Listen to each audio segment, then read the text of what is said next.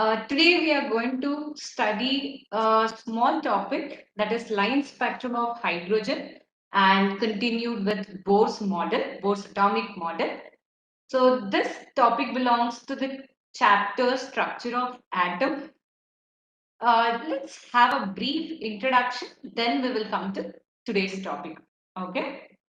So since the beginning, mankind was very curious about the things around them. Means always they were thinking about, for example, any substances there, what it is made up of. Their question was always, what is the composition of that particular compound or substance or any material?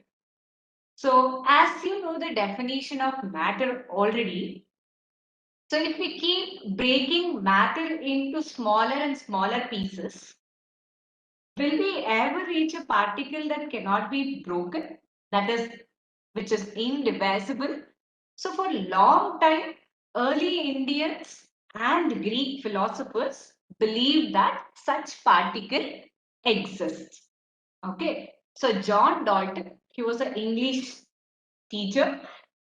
He was the first person to propose the existence of atom. He was the first person to propose the existence of atom. Okay. Actually, in Greek, the word atom, the meaning is, in Greek, it is atomio, and the meaning is uncuttable. Uncuttable. Okay. So he was the first person who, John Dalton, he was the first person to propose this atom based on the several experimental observations in the form of Dalton's atomic theory. Okay, Dalton's atomic theory. So one of the main postulate of Dalton's atomic theory was atom is the building blocks of any element or compound, and it is the smallest indivisible particle. So people thought that atom cannot be divisible. Okay. Actually, this Dalton's atomic theory is there. No? This was the landmark in the history of chemistry. So even though Dalton regarded atom as indivisible means he thought that atom cannot be further divided. Okay. Even though he regarded atom to be indivisible, but later on many people conducted experiments that clearly showed that atom is divisible into further subatomic or fundamental particles. So ಈಗ ನಮ್ಗೆ ಏನು ಗೊತ್ತಾಯ್ತಂದ್ರೆ atom na further we can break it into smaller parts. So what are those fundamental particles? One is electron, then proton and neutrons. Okay, so these are called as fundamental subatomic particles of atom. So actually, if you consider the periodic table, how many elements are there currently? 118 elements are there now. Which is the first element? First element is hydrogen, right? So among all the elements, which is the one and only element which is further which is the one and only element which do not consist of all three fundamental particles, it is hydrogen. Okay, so in hydrogen actually one proton will be there and one electron will be there. That's why you will write hydrogen like this. No, this represents atomic number and this represents the mass number. So there is no neutron number. How to calculate neutron number? It is mass number minus atomic number. So that is 0. Now 1 minus 1 is 0. Mass number is designated as A and atomic number is designated as Z. So there are no neutrons in hydrogen. Rest all the elements, they consist of electrons, protons as well as neutrons. Electrons were discovered by whom?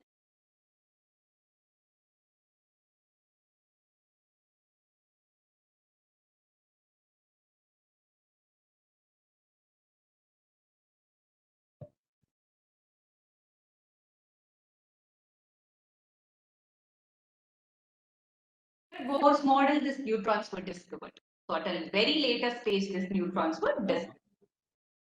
Okay. Sir, ಅದು MU ಅವ್ರದ್ದು account details ಸಿಕ್ಕಿಲ್ಲ sir. Now we know that. So actually, what we just saw here, atom is further divisible into subatomic particles, right? Yes. Now, once we know there are subatomic particles, next question is where are those subatomic particles, right? So to visualize that, people proposed atomic models. The first one, primitive atomic model, is nothing but Thomson model. So this gives us a picture of where are the subatomic particles. Okay, fine. So, according to Thomson, atom is spherical in nature. Atom is spherical in nature. Okay. And he told that the positive charge is spread throughout the atom and negative charges are embedded in it. So actually the important merit of this Thomson model is the neutrality of an atom. It means how many positive charges are there, same amount of negative charges will be there, right? And he also compared this electrostatic arrangement to watermelon. That's why this model is also called as watermelon model or raisin pudding model or plum pudding model. See, you take a watermelon.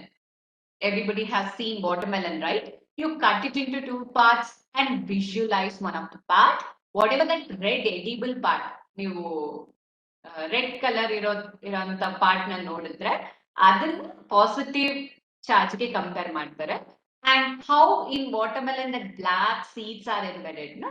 Like that only the negative charges, that is electrons, are embedded. This was about the Thomson model. But yes, as I told, the neutrality of the atom is the merit. Okay, neutrality.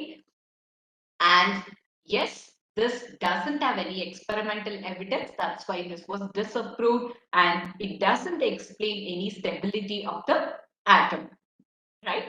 How can you put inside positive charge, negative charges like this? It doesn't give any stable arrangement. Everything will collapse, right? So this was the primitive model. The second one was Rutherford nuclear model of atom. Rutherford model. So this actually, he actually conducted alpha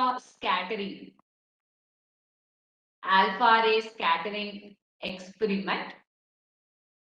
According to this, what he did is he bombarded a very thin gold foil with alpha rays, which were taken from the radioactive source. Okay, and important observations were made. Actually, this led to the discovery of what? Nucleus. Now you take gold atoms, gold foil. Why he took gold foil was to obtain a thinnest layer, and now these alpha rays were bombarded.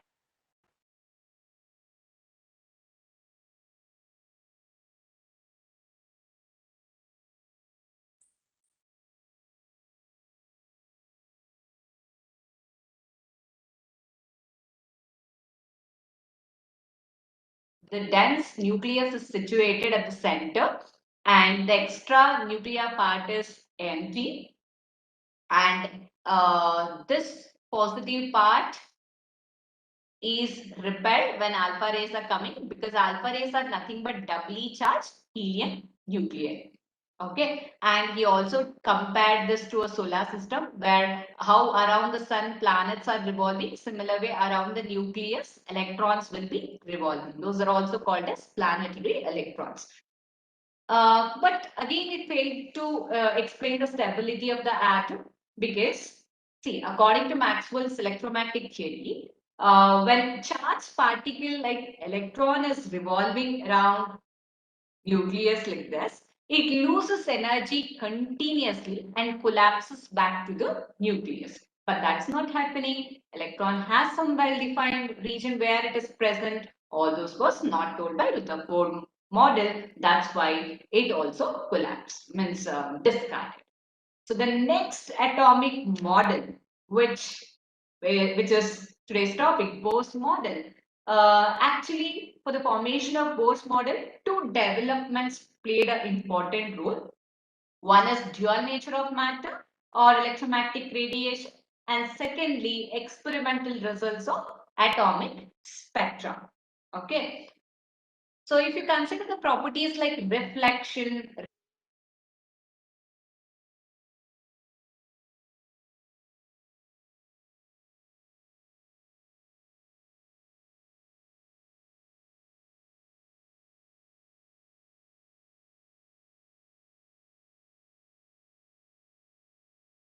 proposed by Max Planck.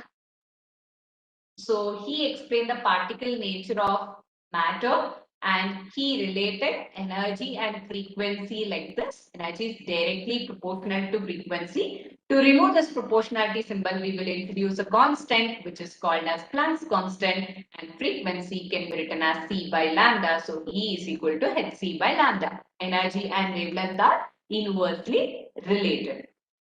Okay. And if I consider spectrum, there are two types of spectra.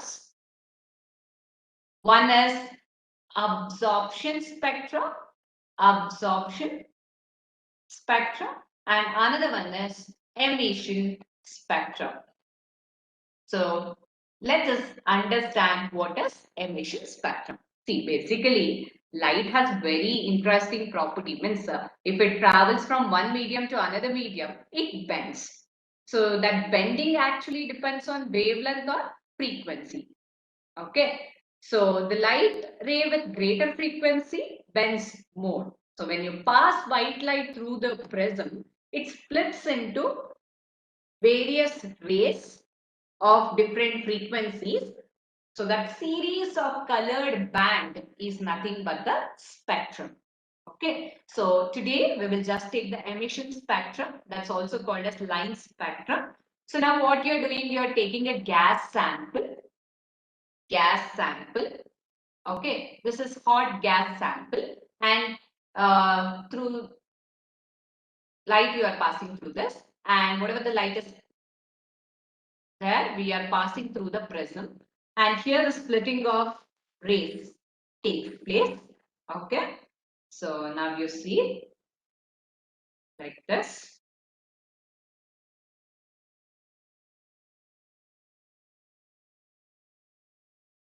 So that is recorded on a photographic plate. Okay, so this is called as emission spectrum or line emission spectrum. So actually many elements were discovered based on this only. It is the identification for an atom. Like how we all have an identity card, that is nothing but a now Aadhaar card, right? So similarly, every element has its unique emission spectrum. So by that we can identify this is this element only. For example, in some part they discovered some mineral and took that, extracted that and recorded the spectrum. They can compare. Already recorded spectrum will be there so that they can compare. This is what it is. So helium and the sun, as well as some thallium, indium, all those were identified based on the emission spectrum. So let us take today the line emission spectrum. So this plays a very important role for the identification of atoms actually. So you know that in one single hydrogen atom, one electron will be there. So I'm going to take a discharge tube. In that hydrogen gas I am taking, and I'm applying high voltage, excitation takes place. Now what happens? See, electron, if you give energy, it absorbs energy, right? Now, you see what happens. Now I'm supplying more energy and electron absorbs that energy. So now you know that nucleus will be there. So let us just take the Bohr's model postulate, then it will be easily explainable. So let me take the Bohr's model first. Okay, Bohr's atomic model. So this is the third model actually. So Niels Bohr actually proposed this model in 1930. He was a student of Rutherford. One of the important postulates of this Bohr's atomic model means he told the same thing again. Atom is spherical in nature. In the center, nucleus is situated. When compared to the size of the atom, nucleus is very small. Okay, 10 power 5 times. And nucleus is positively charged, whereas it is surrounded by orbits. So here electrons will be revolving around the nucleus. Fine. He told that positively charged species are present in the nucleus. So that's nothing but the proton. Neutron was much later discovered. And electrons, which are negatively charged, they will be revolving around the nucleus. In the same way how planets are revolving around the sun. Fine. So he called these specific path, circular path. Electrons will be revolving in a specific path, fixed path, which are called as orbits.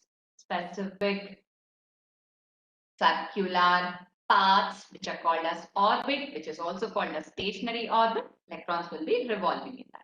Now we know that electrons are not simply present in the extranuclear part. They are present in the orbit. Okay, they are revolving around the nucleus.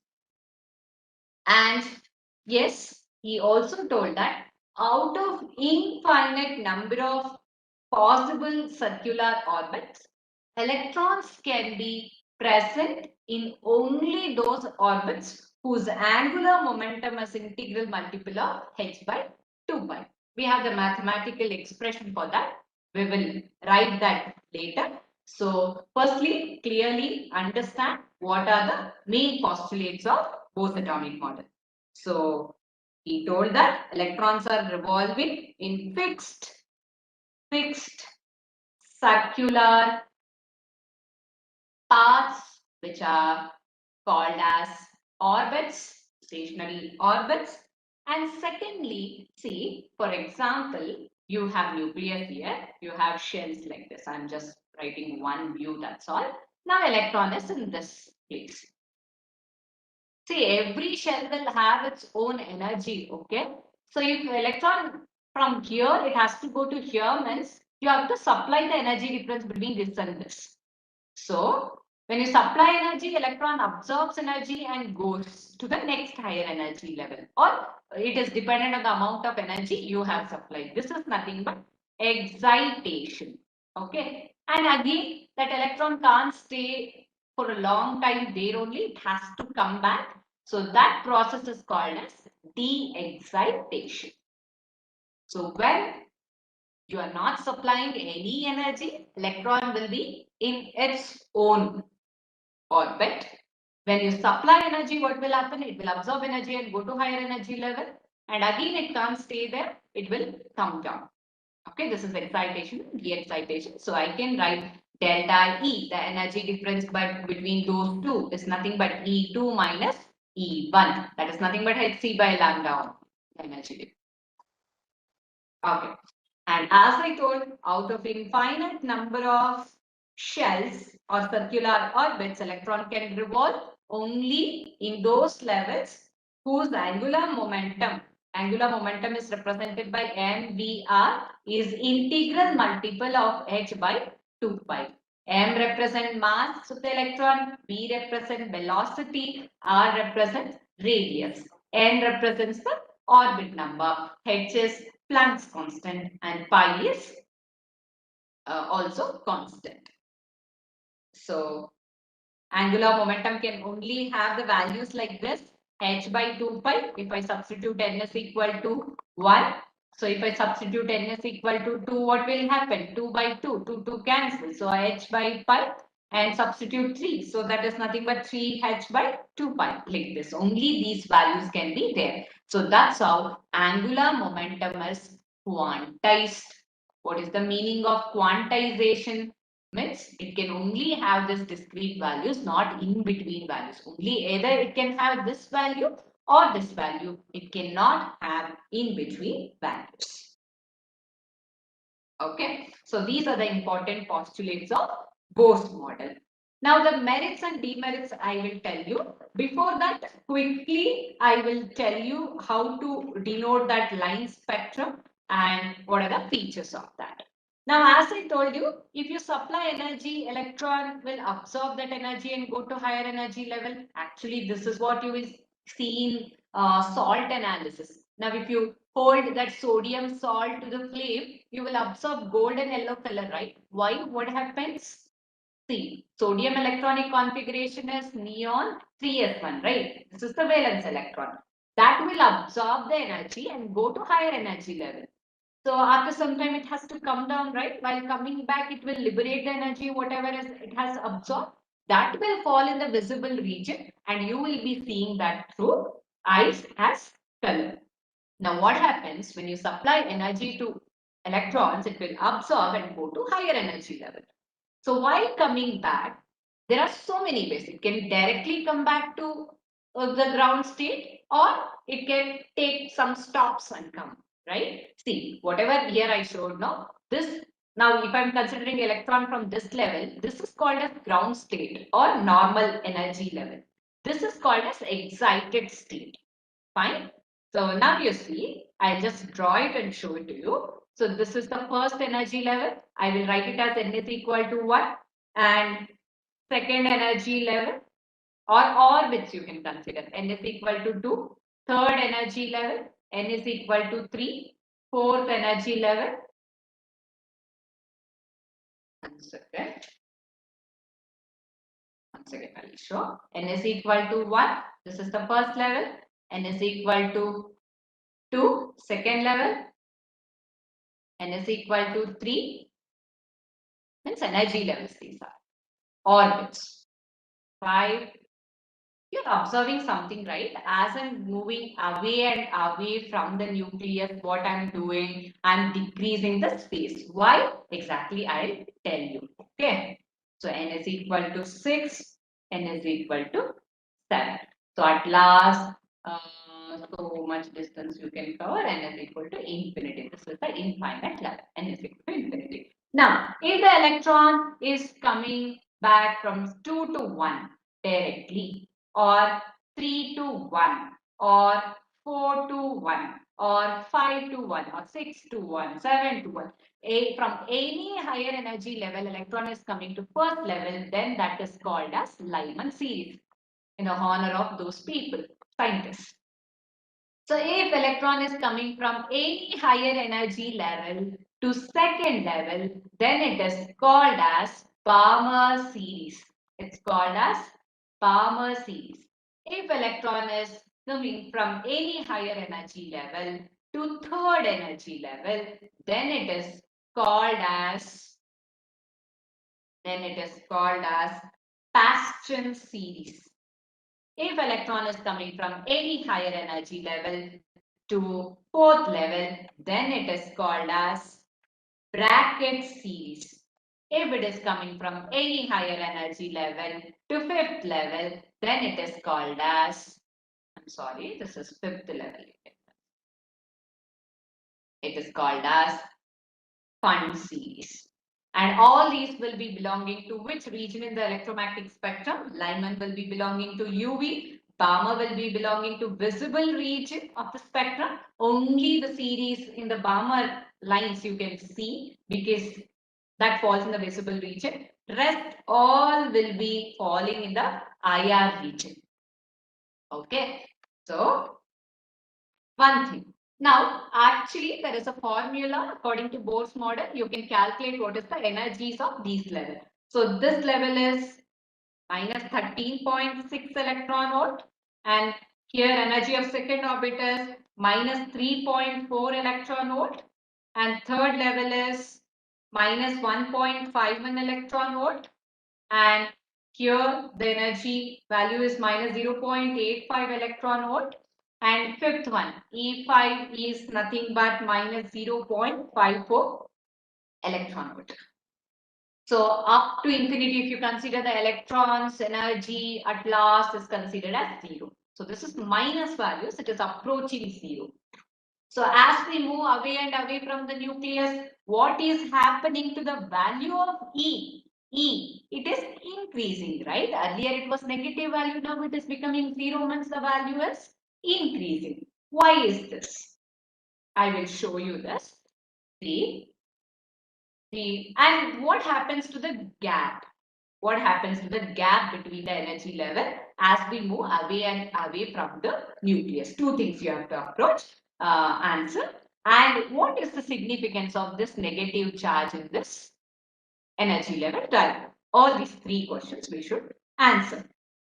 Okay, one by one we will understand the answer. Now, if you keep taking the energy difference between the two levels, okay, what happens? Let's observe. So, actually, here you are seeing this lines, right? Those are called as spectral lines.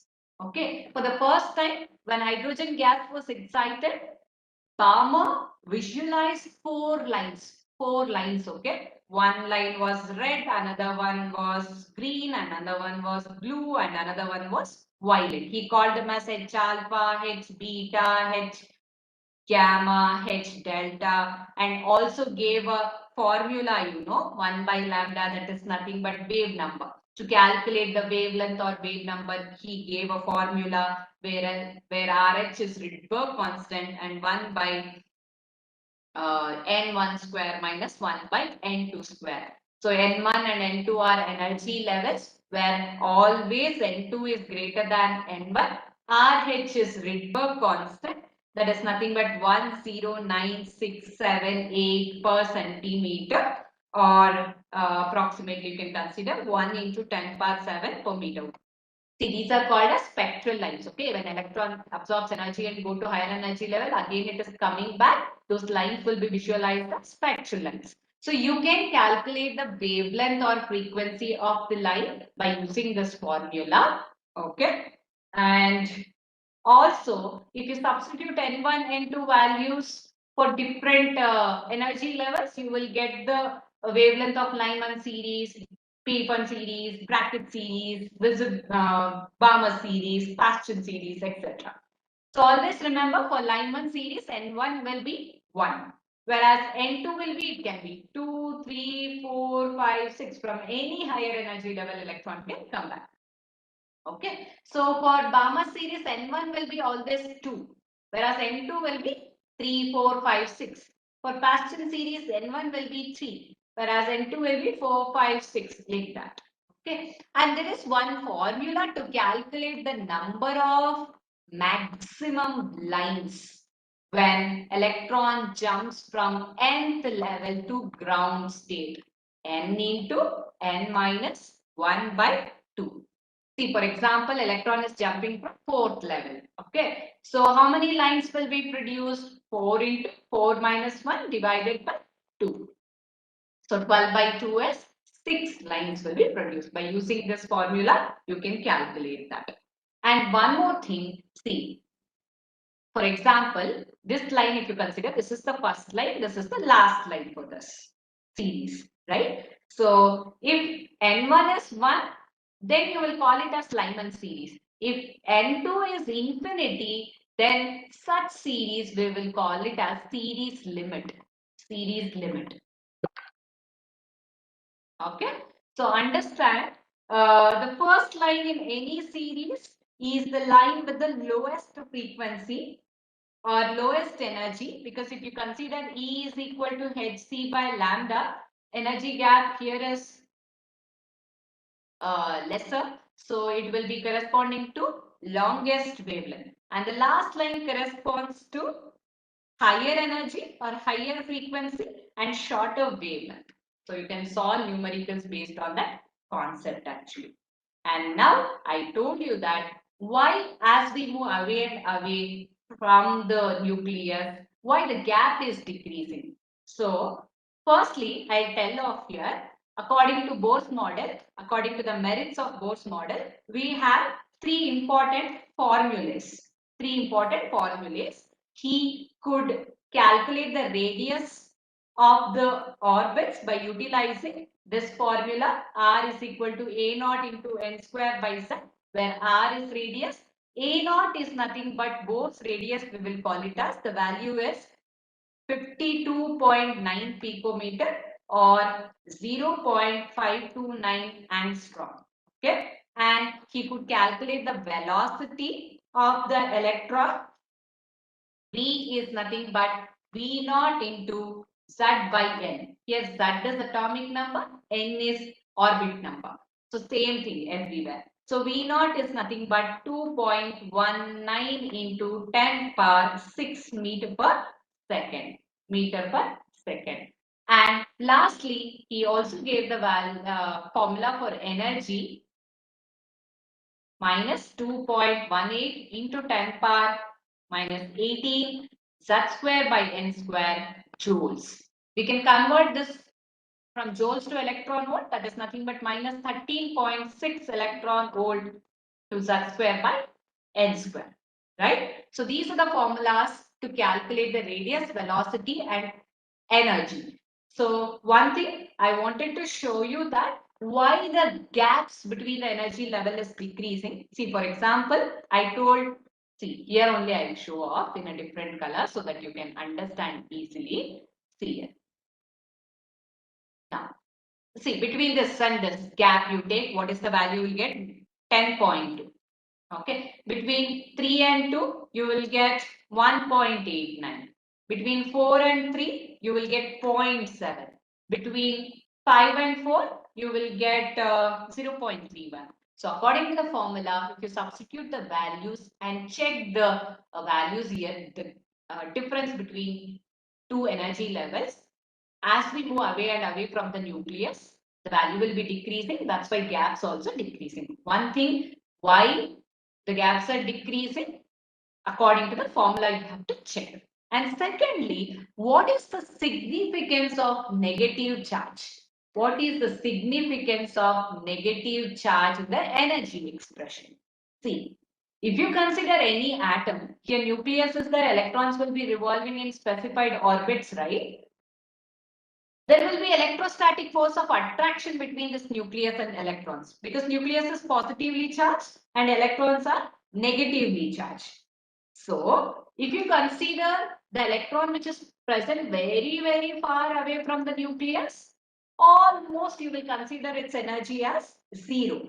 So mathematically, the energy of the electron which is sufficiently far away from the nucleus is considered as zero. Means as n, that is orbit number, tends to infinity, energy tends to zero. So if energy is zero, then the electron present in that particular orbit is considered as free electron. Means it is no longer in the like it is no longer attracted by the nucleus. So now, as the electrons moves closer to the nucleus due to attraction, work is done by the electron itself and hence energy will be released. You will be seeing negative sign. So basically what is the summary? You are writing energy is equal to negative some value, means still it is bounded by the nucleus. If electron is free, then the energy is considered as zero. That's all. Okay, these two things you have to importantly remember. So with this, merits and demerits of Bohr's theory, that only led to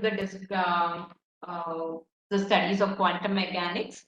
Then by the results of quantum mechanical model, we have quantum numbers. With the help of that and some more rules, we could write the electronic configuration of the atom or the element.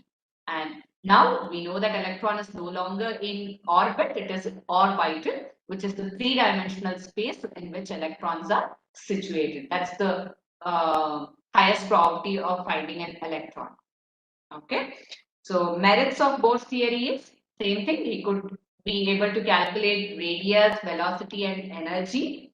And Bohr's theory could explain the stability of the atom, because now it is no longer electrons are simply embedded in the positive charge, right? It has some designated space. So these are the merits of Bohr's theory, and demerits or limitation is This Bohr's theory is applicable for only hydrogen and hydrogen-like species. Means only for uni-electron system. One electron system it was applicable, not for the others because it was complicated. And secondly, now if you consider the emission spectrum and all, for example, hydrogen spectrum only you consider, there will be dark background and some colored lines will be there. That is nothing but the emission spectrum. But even this line, if you magnify and see, they will be into fine lines. So it didn't explain the fine structure of or fine structure spectrum. And he did explain why the angular momentum should be integral multiple of h by 2 pi. And yes, it was contradicting Heisenberg's uncertainty principle, where we will tell that it is impossible to locate the electron and tell the position as well as velocity simultaneously. But according to Bohr's model, we could able to calculate what is the velocity, but uncertainty principle will tell that it's impossible. So these are the merits and demerits of Bohr's model. Okay, that was our topic, line spectrum of hydrogen and merits and demerits of Bohr's model.